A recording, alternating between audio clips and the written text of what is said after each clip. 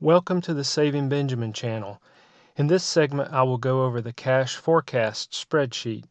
A link and instructions for downloading the spreadsheet are provided in the video description.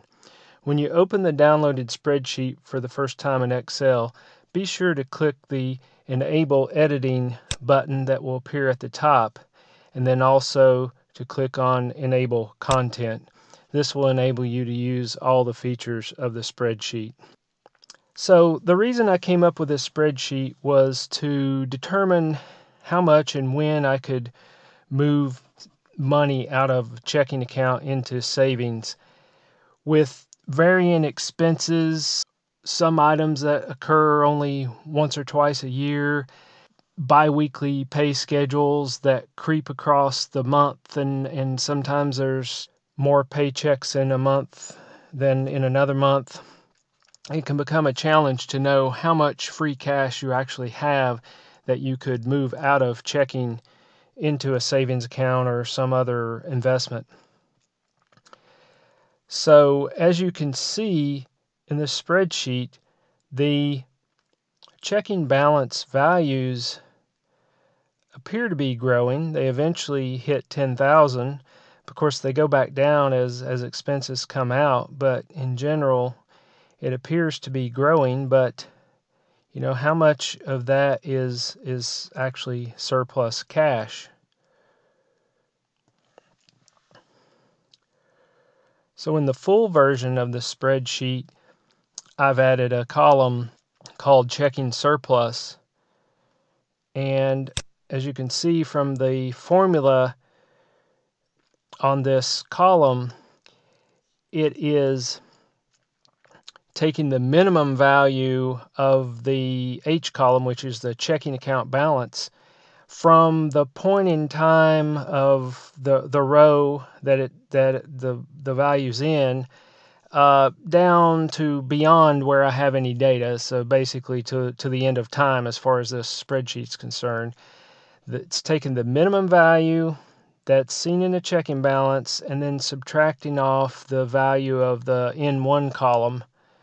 N1 is my checking buffer amount. This is the amount that I want to always leave in checking as a minimum amount so as to avoid any overdrawn situations, to allow for variations of actual expenses compared to what I've projected, and any unexpected expenses that may need to come out of checking. So as you can see, this checking surplus column, it grows over time. It only increases or stays the same. It never goes down because it's always a minimum value. So whatever is in that first column is the minimum for the whole spreadsheet, and the minimum can only go up as you go through time. Now this extra column I have here has a button on it, and that if you click that, it will populate values from this checking surplus column over into this extra column. And so basically what it's doing is if it sees a value greater than 0 and it finds a row where the description here matches this description here in the extra description value. So this is basically a configuration value to tell it what rows that this extra button is going to operate on. So when I click the extra button, it goes down through the whole spreadsheet and looks at all the rows that have, in this case, transfer to savings as the description. And the formula, so all it's doing is populating a value into this extra column. It's dependent on the formula of these rows, and I could do, you know, whatever I choose to here. In this case, it's very simple. It's just taking the value that's in the extra column and making that the value in the savings plus or minus column. So what this transaction is doing is transferring this amount, and since it's a positive amount, it's into savings. So it's transferring $2,900 from checking into savings. So as you can see, as you go down through time, sometimes the value is 0. Sometimes the value will be greater than 0. So in the case where there's 0, as you can see here, the value in checking was going to go down to $1,000. I'm truncating cents, so I'm basically ignoring everything after the decimal point. So it was already going to go down to $1,000. So I couldn't transfer any out because that would take me below my $1,000 buffer minimum.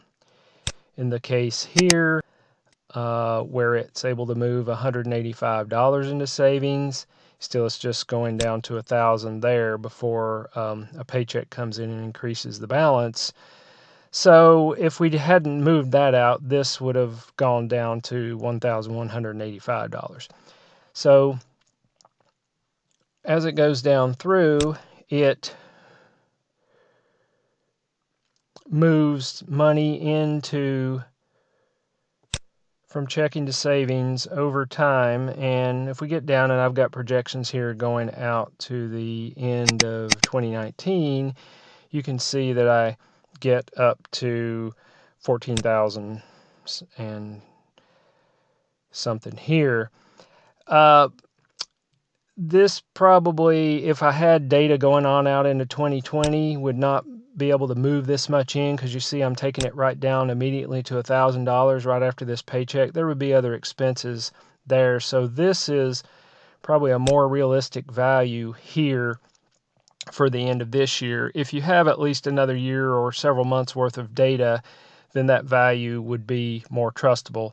So basically, I've got $12,000 in savings at the end of 2019, whereas I started in 2018 here with $3,000. So that's basically telling me that I can save according to these numbers, and these are made up numbers in this case, but if these numbers are realistic based on my expected cash inflows and outflows, that I would have approximately $9,000 over 2018 and 2019 that I could move into savings.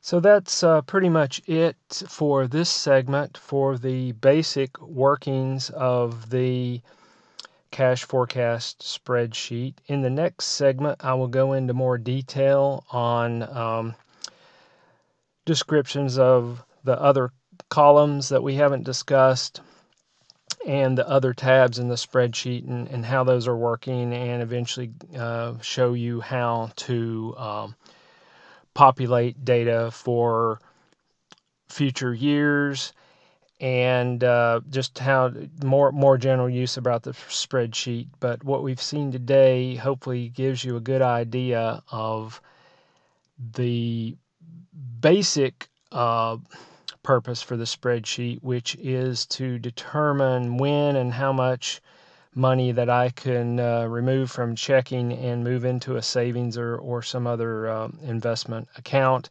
And then that money would be available to use for other savings goals that I may have in the future. So thanks, and be sure to subscribe to the channel and tune in to future segments.